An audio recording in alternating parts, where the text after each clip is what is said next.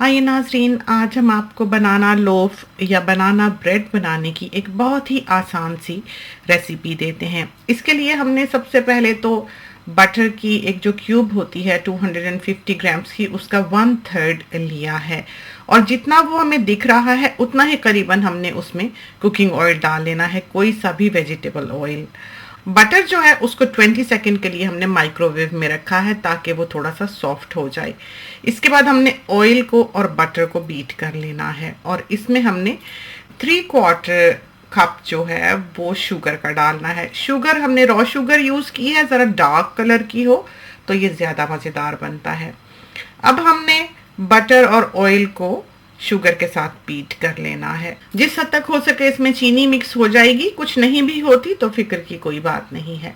अब हमने इसमें 1 टेबलस्पून भर के वनीला एसेंस डाल देना है और इसके बाद हमने इसमें 3 लार्ज साइज के एग्स डाले हैं।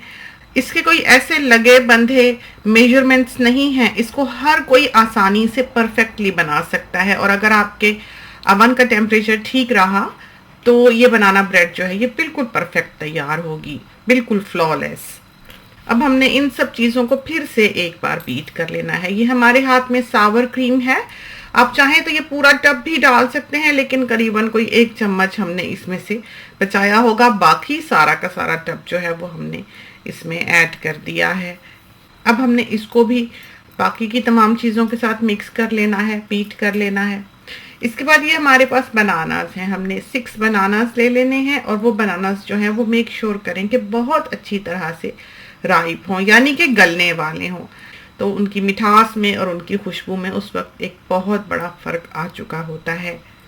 इन बनानास को हमने हाथ से ही मैश कर लेना है, बिल्कुल भी मुश्किल नहीं है, फ़ौरन से ही ये मैश हो जाते हैं। अब हमने ये जो सारा मिक्सचर सा तैयार किया है ये बनानास में डाल देना है। हमारे हाथ में बाइकार्ब सोडा है, इसका हमने 3/4 टीस्पून जो है वो डाला है और एक छलनी में से हमने इसे छान लिया है ताकि इसकी गुठलियाँ भी बीच में न शामिल हो जाएं। इसी तरह पर बेकिंग पाउडर का 3/4 टीस्पून जो है वो हमने इसमें डाला है और प्लेन फ्लावर यानी कि मैदे के हमने इसमें 2.5 कप्स छान लेने हैं। और अब इन सब चीज़ों को हमने एक स्पैचुला से अच्छी तरह से मिक्स कर लेना है। बहुत ज़्यादा इसको गूंदने की ज़रूरत नहीं है, इसमें आपने मशीन नहीं चलानी है, बस हाथ से ही आप इसको जिस हद तक हो सके मिक्स कर लें। अब इसको परफेक्ट बनाने की ये है कि आप इस टेक्सचर को देख लें, जो भी ऊंच नीच है इसके डो में वो आपने यहीं ठीक करनी है, उससे ये है कि ये फूलेगी ठीक से। तो ये देखिए इसका ये टेक्सचर हो जाना चाहिए, इतना आपने इसमें दूध डालते रहना है और इसको मिक्स करते रहना है जब तक आपका ये डो जो है वो इस शक्ल में ना आ जाए। अब हमने एक बेकिंग डिश ली है जो कि जाहिर है ब्रेड की बेकिंग की है और उसमें हमने अच्छी तरह से बटर लगा लिया है और उसके बाद हमने इसमें मैदा डाला है, ड्राई फ्लावर, और उसको हमने हाथ से इस तरह से घुमा घुमा के चारों तरफ अपनी डिश के लगा लेना है। पुराने ज़माने में, पुराने वक्तों में हमने हमेशा ये देखा कि पेपर लगाया गया, बाज़ लोग अखबार भी लगा लेते थे, लेकिन ये तरीका जो है ये हमने देखा कि बहुत ही बेहतर रहा, बहुत ही अच्छा रहा और कभी भी हमारी बेकिंग जो है, अव्वल तो हम इतनी करते नहीं, लेकिन जितनी भी करें थोड़ी बहुत भी तो वो इस तरह पर हमारी डिश से चिपकती नहीं है। तो ये हमने सारा कुछ तैयार करने के बाद इस डिश में अब डाल देना है और इसको हमने बेक कर लेना है। मेक श्योर करें कि आप इसको ऊपर से बराबर कर दें और इसके किनारे जो हैं वो बिल्कुल अच्छी तरह से साफ कर दें, वाइप कर दें। अवन में ये फिर जल जाता है थोड़ा बहुत जो लगा होता है और बाद में वो साफ करना एक बहुत मुश्किल काम बन जाता है। डिश को इस तरह से शेक कर लें कि अगर कोई बबल्स वगैरह हैं बीच में या कोई गैप है तो वो निकल जाए। तो इस तरह पर करने के बाद आपने 170 डिग्री पर अवन को प्री हीट करना है और उसमें आपने ये ब्रेड जो है ये दरमियान वाले रैक पर रख के डालनी है। पहले हम इसको 50 मिनट्स के लिए डालेंगे और देखेंगे कि ये कैसी रहती है। तो 50 मिनट्स के बाद ये देखिए ये बहुत अच्छी तरह से फूल चुकी है, बहुत खूबसूरत दिखाई दे रही है। लेकिन चूंकि ये एक ऊंचा बोल है, एक लोफ हमने तैयार करना है, तो ये इतनी जल्दी अंदर से पकी नहीं होगी। हमने स्क्यूअर डाल के देखा है, वो इस साइड से तो बिल्कुल क्लियर निकला है, लेकिन दूसरी साइड, दरमियान की साइड से ये थोड़ा सा रॉ दिखाई देता है, अभी ये अंदर से बेक नहीं हुआ है।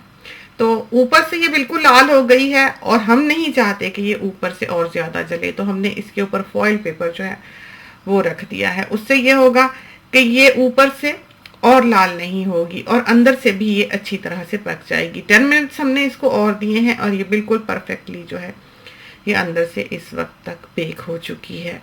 और इसमें हम फिर से एक बार स्क्यूअर डाल के देख लेते हैं, जो कि बिल्कुल क्लियर निकली है। इसका मतलब ये है कि ये अंदर तक पक चुकी है। आप बटर नाइफ से भी ये चेक कर सकते हैं। अब हमने इसको रहने दिया है, कुछ देर के लिए ठंडा होने देना है। अवन का डोर हमने खोल दिया था, हीट निकलती रही और इसको निकालने के बाद हमने इसको चारों तरफ से इस तरह से बटर नाइफ गुजार के चेक कर लेना है कि वो बिल्कुल अलग हो चुकी है डिश से। और मोस्टली अलग होती ही है, लेकिन फिर भी थोड़ा बहुत ध्यान करना ही पड़ता है। और इसके बाद हमने इसको डिश में से निकाल लेना है। तो अब हम आपको काट के दिखाई देते हैं कि ये ब्रेड जो है ये अंदर से कैसी तैयार हुई है। बहुत मॉइस्ट, बहुत मज़ेदार, बहुत सॉफ्ट और बहुत नरम ब्रेड जो है ये तैयार हुई है। यूजुअली जिस चीज़ को आप बनाना के साथ बेक करते हैं वो बहुत डेंस, बहुत हैवी और बहुत गुई सी तैयार होती है। बहुत कम ऐसा होता है कि ऐसी परफेक्ट चीज़ जो है वो आप बनाना के साथ तैयार कर सकें, क्योंकि बनाना जो है वो बजाते खुद एक बहुत डेंस फ्रूट है। तो ट्राई कीजिए, खुदा करे कि ये रेसिपी जो है ये आपको पसंद आए और आपकी बहुत अच्छी तैयार हो। इसके साथ ही हमें इजाज़त दीजिए। अल्लाह हाफिज़।